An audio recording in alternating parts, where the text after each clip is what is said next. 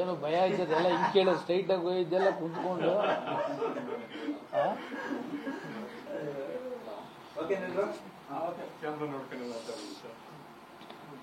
Sir, ನಿನ್ನೆ BJP ಶಿಸ್ತು ಸಮಿತಿ ಓಂಪನಕ್ ಅವರು ನೋಟಿಸ್ ಕೊಟ್ಟಿದ್ದಾರೆ, 72 ಗಂಟೆ ಒಳಗೆ ಉತ್ತರ ಕೊಡಬೇಕು ಅನ್ನೋದು. ನಿನ್ನೆ ಟಿವಿ ಮಾಧ್ಯಮಗಳಲ್ಲಿ ನೋಡಿದೆ. ಬೆಳಿಗ್ಗೆ ಯಾರಿಗೂ ಫೋನ್ ಮಾಡಿ ಆ ನೋಟಿಸ್ನ ನನ್ನ ಮೊಬೈಲ್ಗೆ ತರಿಸಿದ್ದೇನೆ. ಇನ್ನೂ ಅದ್ರ ಬಗ್ಗೆ ಚರ್ಚೆ ಮಾಡಲಿಕ್ಕೆ ಹೋಗಲಿಲ್ಲ. ಕಾರಣ ಅದರಲ್ಲಿ ಮಾಧ್ಯಮದಲ್ಲಿ ಪ್ರಿಂಟ್ ಮೀಡಿಯಾದಲ್ಲಿ ಈಗ ಬೆಳಗ್ಗೆ ನೋಡಿದಂಥ ಸಂದರ್ಭದಲ್ಲಿ ಸನ್ಮಾನ್ಯ ಡಿ ಕೆ ಶಿವಕುಮಾರ್ ಅವರು ಪಾರ್ಟಿಗೆ ಹೋಗ್ತಾರೆ, ಆ ಪಾರ್ಟಿಗೆ ಭಾಗವಹಿಸ್ತಾರೆ, ಕಾಂಗ್ರೆಸ್ ಪಕ್ಷದ ಪಾರ್ಟಿಗಳಲ್ಲಿ ಭಾಗವಹಿಸ್ತಾರೆ, ಅದು ಎಲ್ಲ ಶಿಸ್ತು ಉಲ್ಲಂಘನೆ ಅಂತಕ್ಕಂಥದ್ದನ್ನು ಪ್ರಿಂಟ್ ಮೀಡಿಯಾದಲ್ಲಿ ನೋಡಿದೆ. ನಾನು ಯಾವ ಪಾರ್ಟಿಲೂ ಕೂಡ, ಕಾಂಗ್ರೆಸ್ ಪಕ್ಷದ ಯಾವ ಪಾರ್ಟಿಲೂ ಕೂಡ ನಾನು ಭಾಗವಹಿಸ್ತಿಲ್ಲ. ಹಿಂಗೆ ಅಪಪ್ರಚಾರ ಮಾಡ್ತಕ್ಕಂಥದ್ದು ಬಿಜೆಪಿಯವರು.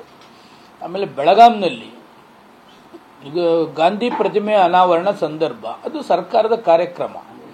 ಸರ್ಕಾರದ ಕಾರ್ಯಕ್ರಮದಲ್ಲಿ ನಾನು ಭಾಗವಹಿಸಿದ್ದೇನೆ, ಅವರ ಪಕ್ಷದ ಕಾರ್ಯಕ್ರಮದಲ್ಲಿ ನಾನೇನು ಭಾಗವಹಿಸಲಿಲ್ಲ. ಆಮೇಲೆ ಅಸೆಂಬ್ಲಿಲೂ ಕೂಡ ಪಕ್ಷದ ಪರವಾಗಿ ಇದ್ದೇನೆ, ಪಕ್ಷದ ವಿರೋಧ ಏನಿಲ್ಲ. ಮೊನ್ನೆ ಬಡ್ಜೆಟ್ದು ಇವ್ರು ಯಾರೂ ಬಂದಿಲ್ಲ, ನಾನು ಅಟೆಂಡ್ ಮಾಡಿದ್ದೀನಿ. ಅದು ಪಕ್ಷ ವಿರೋಧ ಅಂತಕ್ಕಂಥದ್ದಾದ್ರೆ ಏನಾಗ್ತದೆ, ಟೋಟಲಿ 100ಕ್ಕೆ 100 ನನ್ನ ಕಾನ್ಸ್ಟಿಟ್ಯೂಯೆನ್ಸಿಗೆ ಸಂಬಂಧಪಟ್ಟಂತೆ ಎಲ್ಲ ಮಂತ್ರಿಗಳನ್ನ, ಮುಖ್ಯಮಂತ್ರಿಗಳನ್ನ, ಉಪಮುಖ್ಯಮಂತ್ರಿಗಳನ್ನ ಪ್ರತಿ ದಿವಸ ನಾನು ಭೇಟಿ ಮಾಡಲೇಬೇಕಾಗ್ತದೆ. ಈಗ ಮೊನ್ನೆ ಬಡ್ಜೆಟ್ ಮೀಟಿಂಗ್ ಹೋಗಿದ್ರು, ಯಾವ ಬಿಜೆಪಿ ಶಾಸಕರು ಕೂಡ ಬಡ್ಜೆಟ್ ಮೀಟಿಂಗಿಗೆ ಬರಲಿಲ್ಲ. ನಾನು ಬಡ್ಜೆಟ್ ಮೀಟಿಂಗಿಗೆ ಭಾಗವಹಿಸಿ ನನ್ನ ಕ್ಷೇತ್ರಕ್ಕೆ ಸಂಬಂಧಪಟ್ಟಂತೆ ಏನಿದೆ ಅದೆಲ್ಲವನ್ನು ಕೂಡ ನಾನು ಅವರಿಗೆ ಮನವರಿಕೆ ಮಾಡಿದ್ದೇನೆ. ಕಾನ್ಸ್ಟಿಟ್ಯೂನ್ಸಿ ವಿಚಾರ, ಕೆಂಪೇಗೌಡ ಬಡಾವಣೆ ನಮ್ಮ ಕ್ಷೇತ್ರದಲ್ಲೇ ಬರ್ತದೆ, ಉಪಮುಖ್ಯಮಂತ್ರಿಗಳು ಬಂದಂಥ ಸಮಯದಲ್ಲಿ ಭೇಟಿ ಮಾಡ್ತೇವೆ.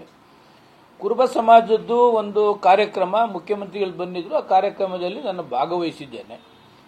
ಅಂದರೆ ಸರ್ಕಾರದ ಕಾರ್ಯಕ್ರಮ ಯಾವುದೇ ಇದ್ರೂ ಅದನ್ನು ಭಾಗವಹಿಸ್ತಕ್ಕಂಥದ್ದು ನನ್ನ ಹಕ್ಕು, ನಾನು ಭಾಗವಹಿಸ್ತೇನೆ.